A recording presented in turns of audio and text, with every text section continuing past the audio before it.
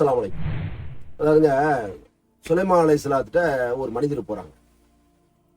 போய் என்ன செய்றாங்க, சுலைமான் அலைஹிஸ்ஸலாம், நீங்க அல்லாஹ் இடத்துல துஆ செய்யுங்க, மழையே பெய்ய மாட்டேங்குது, நீங்க அல்லாஹ் இடத்துல துஆ செய்யுங்கன்னு சொல்றாங்க. அப்ப என்ன செய்றாங்க, சுலைமான் அலைஹிஸ்ஸலாம் அதை கேட்டுக்கிட்டு வர்றாங்க. அப்படியே நடந்து வர்றாங்க. பாரு, நடந்து வந்துட்டு இருக்கும்போது ஒரு எறும்பு என்ன செய்யுது, காலை தூக்கி அல்லாஹ் இடத்துல துஆ செய்யுது. யா அல்லாஹ், இந்த நகரத்துல மழை இல்ல, மழை பொழியும்.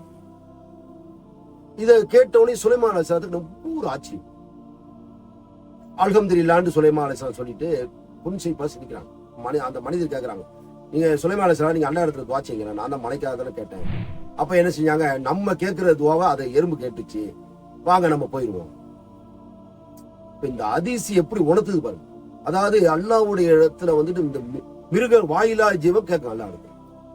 அல்லாஹ் தஆலா இந்த வாயில்லாத ஜீவனுக்கு அல்லாஹ் தஆலா மழை இறக்கும். ஆடு மாடு வாகனம்லாம் அல்லாஹ் இடத்துல துஆ செய்யும். ஆடு மாடு இந்த உலகத்துல எல்லா பொருளுமே அல்லாஹ் இடத்துல திக்ர் செய்யும், அல்லாஹ் புகழும்.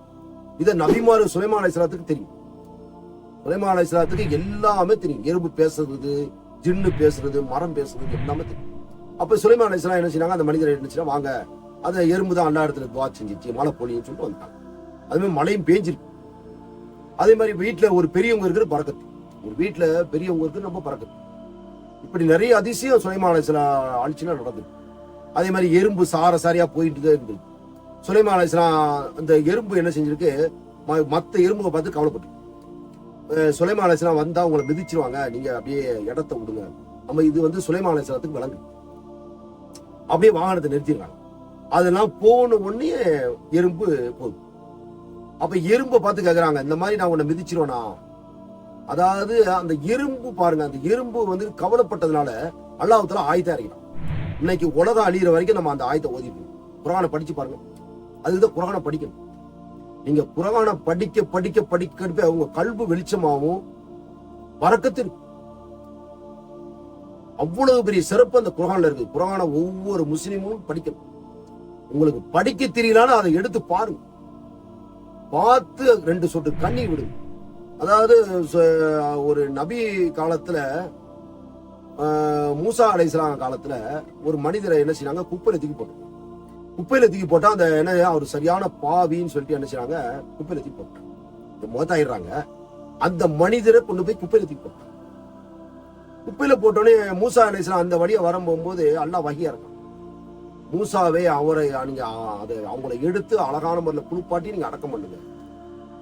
அப்ப மூசா நபி அலைஹிஸ்ஸலாத்துக்கு சந்தேகம், எப்படி அல்லாஹ் தஆலா இந்த ஒரு பாவமான மனிதரை குளிப்பாட்டி அடக்கம் பண்ண சொல்றான் அப்படின்னு அல்லாஹ் இடத்துல இவரு கேட்கிறாரு. மூசா அலைஹிஸ்ஸலாம் அல்லாஹ் இடத்துல கேட்கறாங்க, யா அல்லாஹ், என்ன அப்படி என்ன நல்ல காரியம் பண்ணியிருக்காரு இந்த மனிதர்? அப்ப அல்லாஹ் சொல்றான், என்னுடைய முகமது நபி ஸல்லல்லாஹு அலைஹி வஸல்லம் பேர் வரும்போது ஒரு கிதாபை எடுத்து பிரட்டி பார்த்து படிச்சுட்டே வந்திருக்காரு. அப்படி வரும்போது முகமது நபி ஸல்லல்லாஹு அலைஹி வஸல்லம் அந்த பேர் வரும்போது இவர் முத்தம் கொஞ்சிருக்காரு. அது ஒரு வாட்டி இல்ல, 3 வாட்டி கொஞ்சிருக்காரு. இது இந்த செயல் அல்லாஹ்வுக்கு பிடிச்சிருச்சு. அல்லாஹ் நுணுக்க உடையவங்க. நம்ம பாவம் என்னதான் பாவம் செஞ்சாலும் நன்மையை எதிர்பார்ப்பான். நன்மை இருந்துச்சு, அதை வச்சு அல்லாஹ் சொல்றான். அதுதான் அல்லாஹ் மேல நம்ம பாசம் இருக்கணும். எல்லாம் கொஞ்சம் நெஞ்ச பாசம் இல்லை அந்த மனிதன் மேல, அளவு குழந்தை பிரிய வச்சிருக்கான். அவனுடைய பாசத்தை வர்ணிக்க முடியும். பாருங்க, பாவத்தை கணக்கு பார்க்க மாட்டான். ஏதாவது ஒரு மனிதன் இந்த நன்மை வச்சிருக்கானா தான் பாருங்க. மக்கள்லாம் தூக்கி போட்டாங்க அந்த ஜனாசாவை. தூக்கி போட்ட உடனே மூசா அலைஹிஸ்ஸலாம் அல்லாஹ் இடத்துல கேட்கறாங்க, யா அல்லாஹ், அப்படி என்ன நன்மை காரியம் பண்ணியிருக்காங்க? அப்ப அல்லாஹ் சொல்றான், என்னுடைய முகமது நபி ஸல்லல்லாஹு அலைஹி வஸல்லம் அந்த பேர் வரும்போது இந்த மனிதர் அழகான முறையில முத்தம் கொஞ்சிருக்காரு, 3 வாட்டி கொஞ்சிருக்காரு. அதனால அவர் பாவத்தை நான் மன்னிச்சுட்டேன், அவரை நீங்க குளிப்பாட்டி அடக்கம் பண்ணுங்க, அவர் சொர்க்கத்துக்கு போகணும். அப்போ இப்ப சுலைமான் அலைஹிஸ்ஸலாம் எப்படி பாருங்க, அந்த ஒரு எறும்பு கவலைப்பட்டுச்சு, மத்த எறும்புலாம் மிதிச்சிருவாங்கட்டு.